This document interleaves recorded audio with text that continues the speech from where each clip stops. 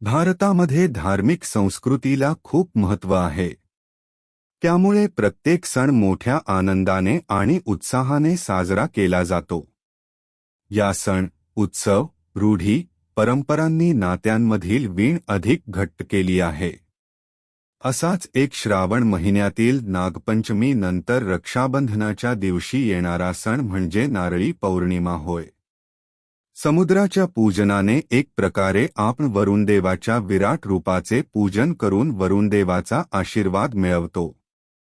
समुद्राविषयी कृतज्ञता, प्रेम व्यक्त करण्यासाठी संपूर्ण भारतभर आणि विशेष करून आपले कोळी बांधव भक्तिभावाने पूजार्चा करतात.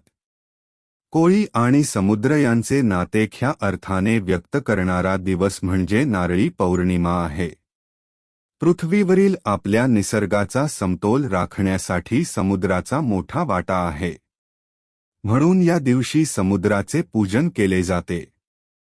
नारळी पौर्णिमेचा इतिहास, याचे महत्त्व आणि नारळी पौर्णिमा कशा पद्धतीने साजरी केली जाते याबाबतची माहिती आम्ही आज आपल्यापर्यंत घेऊन आलो आहोत.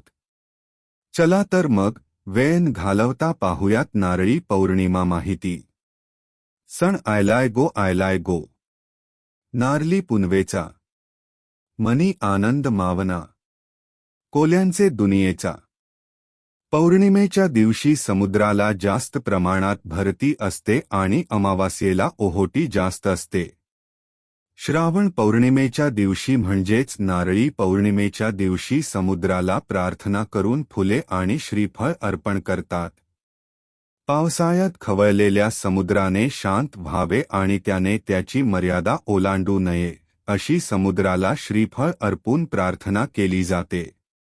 समुद्र शांत झाल्यानंतरच कोळी लोक मासेमारीसाठी आपल्या होड्या पाण्यात लोटतात. सूर्याच्या उष्णतेमुळे समुद्रातील पाण्याचे बाष्पीभवन होते. या पाण्याचे बाष्पीभवन होऊन ढग तयार होतात आणि त्यामुळे पाऊस पडतो. नियमितपणे पाऊस पडण्यात जसे सूर्याचे योगदान आहे तसेच समुद्रदेवाचेही आहे. समुद्रदेवाचे पूजन केल्यामुळे समुद्रदेव आणि वरुणदेव यांच्याप्रती कृतज्ञता व्यक्त करतो. नारळी पौर्णिमा इतिहास. एका पौराणिक कथेनुसार हा सण समुद्राचा हिंदू देव वरुण याच्याशी संबंधित आहे. प्राचीन काळी समुद्रकिनारी भागात मासेमारी हा प्रमुख व्यवसाय होता. मच्छीमार अनेकदा लाकडी बोटीतून समुद्रामध्ये जायचे. परंतु पावसाळ्यामध्ये समुद्र हा खवळलेला असतो. त्यामुळे मच्छीमारांना मासेमारी करणे या काळात कठीण होते. म्हणून वरुण देवाचा आशीर्वाद मिळवण्यासाठी आणि मच्छीमार लोकांचा हा मासेमारीचा हंगाम सुरक्षित करण्यासाठी श्रावण महिन्यातील पौर्णिमेच्या दिवशी समुद्रामध्ये नारळ अर्पण करण्याची प्रथा सुरू झाली आणि ही प्रथा हळूहळू नारळी पौर्णिमेच्या उत्सवामध्ये रूपांतरित झाली. नारळी पौर्णिमा अर्थ. हिंदू कॅलेंडरप्रमाणे आणि शास्त्राप्रमाणे श्रावणामधील पौर्णिमेला समुद्राची पूजा करून त्याला नारळ अर्पण करतात. म्हणून या दिवसाला नारळाची पौर्णिमा म्हणजेच नारळी पौर्णिमा असे म्हटले जाते. नारळी पौर्णिमेचा मंत्र. ओम वाम वरुणाय नमः. पूजा करताना या मंत्राचा जप केल्यामुळे समुद्र आपल्याला प्रसन्न होतो असे म्हटले जाते. नारळी पौर्णिमेचे महत्त्व. पावसाळ्यामध्ये समुद्र उसळल्यामुळे मासेमारीसाठी धोका निर्माण होतो. म्हणून श्रावण पौर्णिमेनंतर पावसाचा जोर थोडा कमी झालेला असतो. असे समजले जाते की वरुण देवाचे वास्तव्याचे ठिकाण हे समुद्र आहे. त्यामुळे समुद्राची कृपा कोळी बांधवांवर राहावी म्हणून त्याची रीतसर पूजा करून वाजत गाजत नारळ अर्पण केला जातो. या दिवशी नारळापासून बनवल्या जाणाऱ्या पदार्थांना अतिशय महत्त्व असते. श्रावण महिना हा भगवान शंकरांचा महिना म्हणून पाळला जातो. त्याचप्रमाणे 3 डोळे असलेला नारळ हे श्रीफळ म्हणून देखील याला महत्त्व आहे. म्हणून याला समुद्रामध्ये अर्पण करताना हळूवारपणे सोडला जातो. या दिवशी वरुण देवाला नारळ अर्पण करून त्याची प्रार्थना केली जाते. त्यामुळे समुद्रामध्ये मासेमारी करताना धोका उद्भवत नाही असा या मागचा समज आहे. नारळी पौर्णिमा सांस्कृतिक महत्त्व. या दिवशी समुद्राची पूजा करून नारळ अर्पण केला जातो. यानंतर भारतातील बऱ्याच ठिकाणी वेगवेगळ्या प्रकारच्या स्पर्धा आयोजित केल्या जातात. काही ठिकाणी बोटीच्या शर्यती लावल्या जातात, तर काही ठिकाणी नारळ फोडण्याच्या आगळ्या वेगळ्या स्पर्धा भरवल्या जातात. या दिवशी नृत्य, गायनाचा कार्यक्रम देखील केला जातो. नारळी पौर्णिमा आर्थिक महत्त्व. नारळी पौर्णिमेचे धार्मिक आणि सांस्कृतिक महत्त्व जसे आहे, त्याचप्रमाणे या सणाचे आर्थिक महत्त्व देखील आहे. या दिवशी लोक वेगवेगळ्या प्रकारचे सामान खरेदी करतात, त्याचप्रमाणे विकतात. म्हणजे नारळ, समुद्राशी निगडीत असलेल्या वस्तू इत्यादी. खास करून महाराष्ट्रातील समुद्रकिनाऱ्यावरील लोक हे आपल्या धंद्यामध्ये व्यस्त असतात, कारण या ठिकाणी जास्त करून मच्छीमार बांधव राहत असतात. ते समुद्रातील मासे पकडून बाजारामध्ये विकतात. बहुतेक लोक समुद्राच्या काठी फिरण्यासाठी जात असतात. त्याचप्रमाणे नौका विहार, पोहणे यासारख्या गोष्टी करत असतात. भारतातील अनेक राज्यांमध्ये नारळी पौर्णिमा हा पारंपरिक उपक्रम आणि कार्यक्रमासह साजरा केला जातो. यामध्ये लोक बोटीच्या शर्यती लावतात, नाचाचे कार्यक्रम घेतात. त्याचप्रमाणे नारळ फोडण्याचा एक आगळावेगळा कार्यक्रम घेतला जातो. यासाठी बाजारामध्ये खरेदी विक्री चालू असते. त्यामुळे येथील व्यापाऱ्यांना बऱ्यापैकी पैसा मिळतो. कोळी बांधवांची नारळी पौर्णिमा. या दिवशी कोळी बांधव बोटींची पूजा करतात. बोटींना छान रंगरंगोटी करून पताकांनी सजवले जाते आणि मासेमारीसाठी या दिवशी समुद्रामध्ये बोटी लोटल्या जातात. लहानांपासून अगदी मोठ्यांपर्यंत वाजत गाजत मिरवणुकीने सगळे बंदरावर येतात. या दिवशी कोळी बांधव आपला पारंपरिक वेश परिधान करतात. त्याचप्रमाणे बायका देखील भरपूर दागदागिने घालून हा सण, उत्सव मोठ्या प्रमाणात साजरा करतात. कोळी गीते आणि वाद्यांच्या साथीने मिरवणुका निघतात.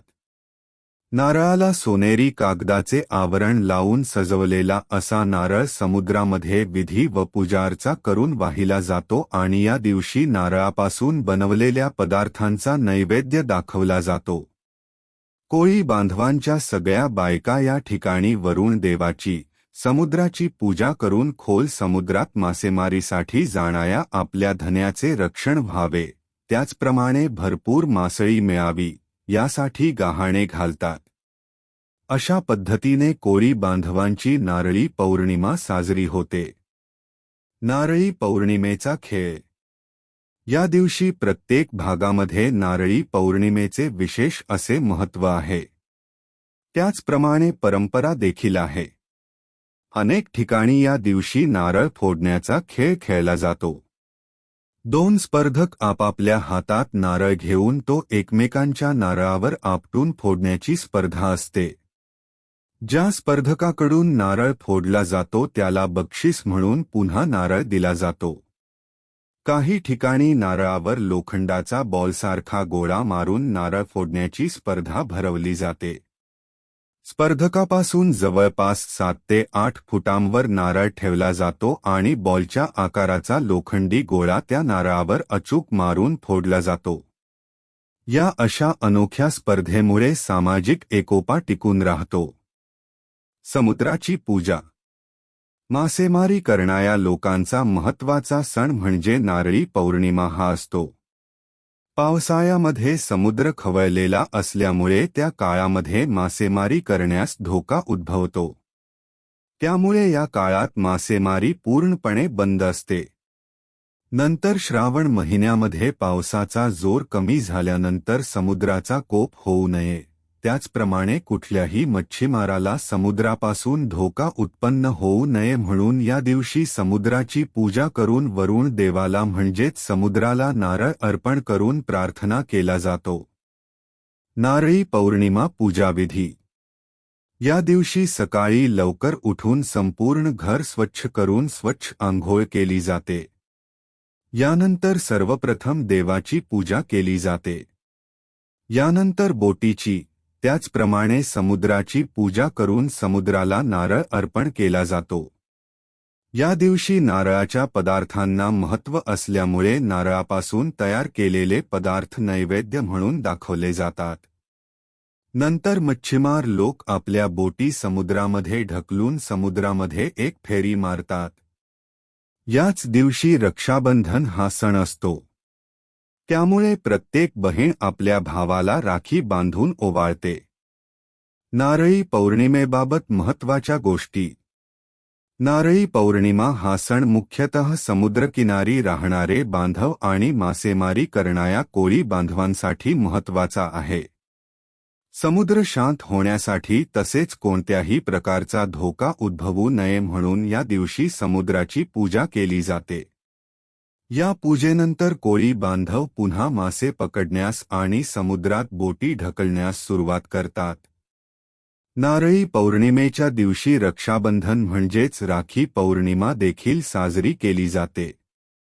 यामध्ये भावा बहिणीचे एकमेकांप्रती प्रेम दर्शवले जाणारा हा सण आहे.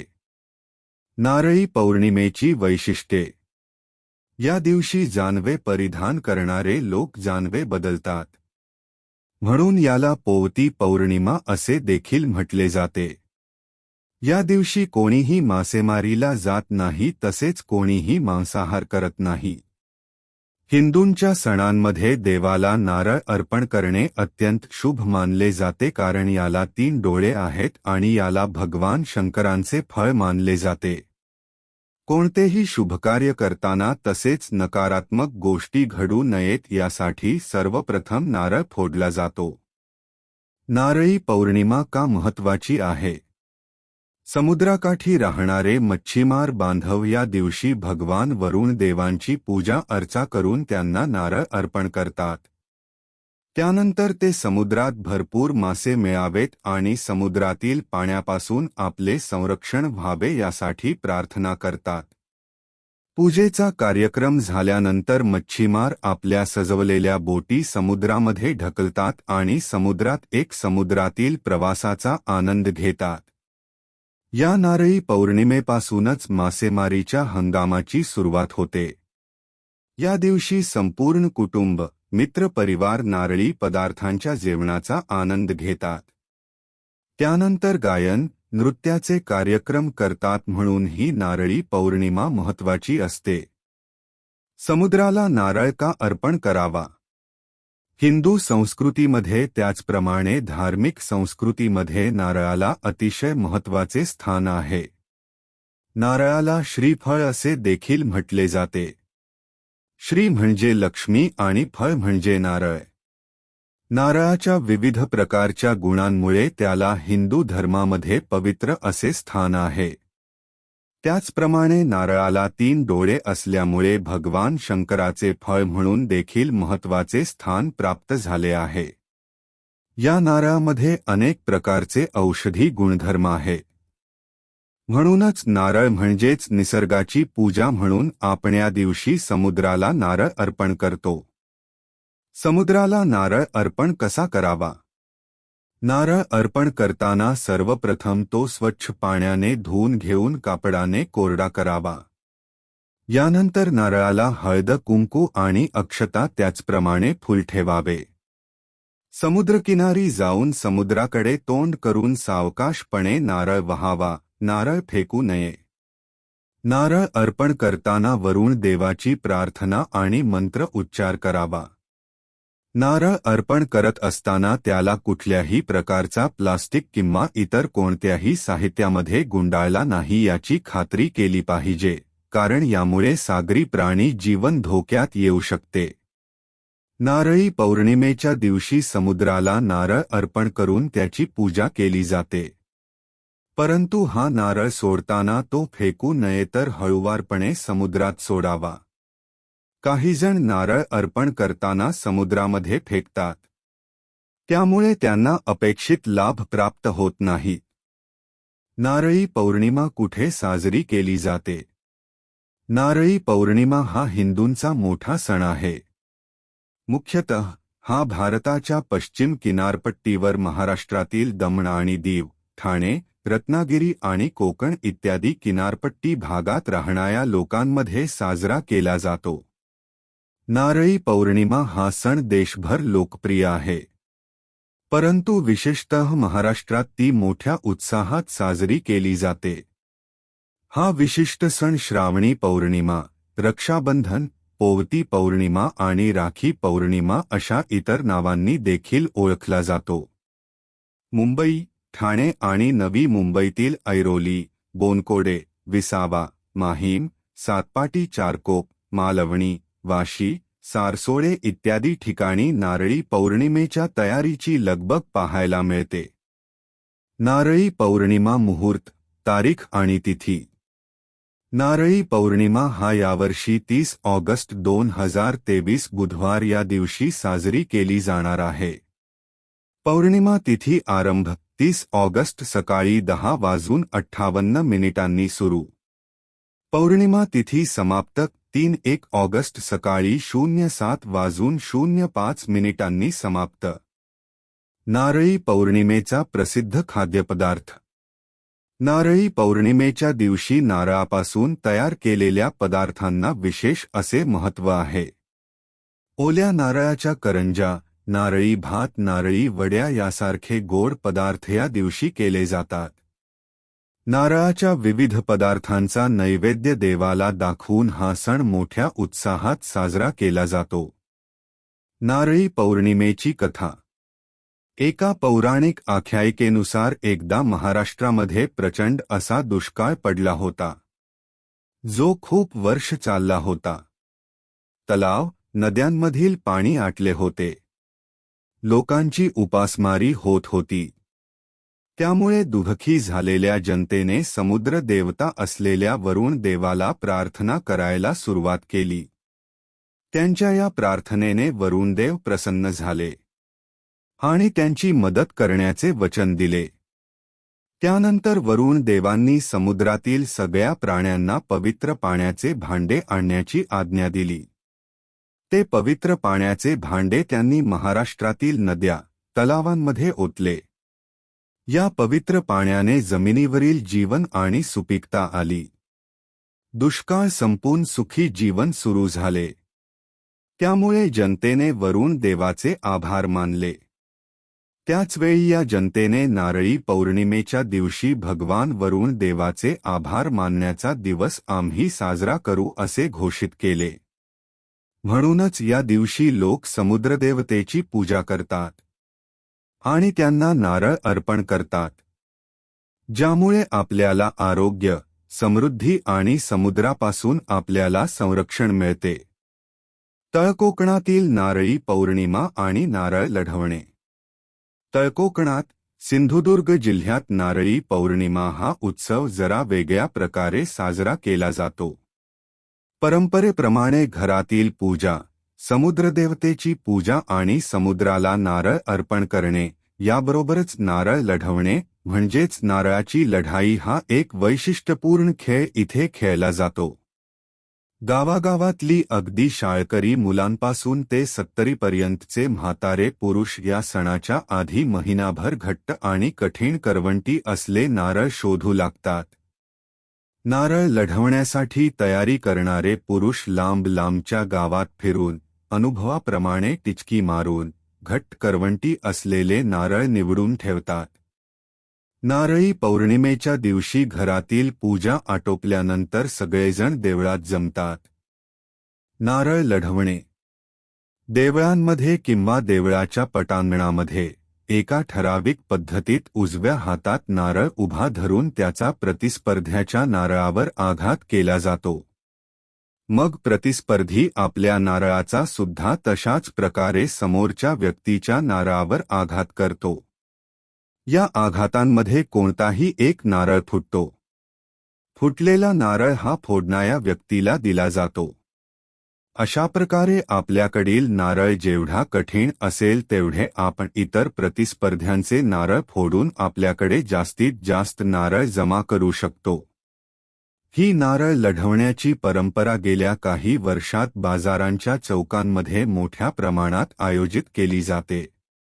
येथे 50 ते 100 वजा 200 वजा 500 अशा पटीत नारळ विकत घेतले जातात. छोटे विक्रेते अशी नारळांची रास मांडून ठेवून या स्पर्धेत भाग घेणाऱ्या व्यक्तींना विकतात. त्यानंतर नारळ लढाई खेळणारे प्रतिस्पर्धी या मोठ्या राशींमध्ये नारळ लढवतात. हा रोमांचकारी अनुभव पाहण्यासाठी गावोगावी बाजारात अतिशय गर्दी होते.